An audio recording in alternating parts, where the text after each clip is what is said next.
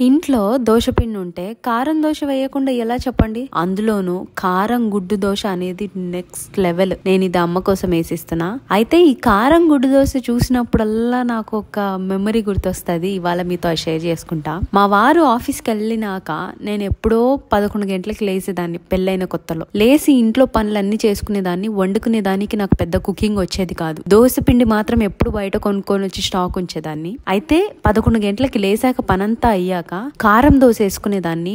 ఒక్క దోశలో 4-5 గుడ్లు వేసుకునేదాన్ని. అది దోశలాగా కాకుండా దిబ్బ రొట్టిలాగా తయారయ్యేది. అది ఎంత ఇష్టంగా ఇంట్లో ఒక్కదాన్నే కూర్చొని ఆస్వాదిస్తా తినేదాన్ని. మీకు నా తిండి గురించి తెలిసిందే కదా. అలా తినేదాన్ని. అలా కొద్ది రోజులు తిని తిని తిని ఒక దశలో నేను 52 కేజీలు ఉన్న నేను 62 కేజీలకు పెరిగిపోయినా. ఆ రోజు నుంచి కారం దోశ చూసిన ప్రతిసారి నాకు అదే గుర్తొస్తుంది. ఆ తర్వాత నుంచి కారం దోశ తినాలంటే చాలా ఆలోచిస్తాను.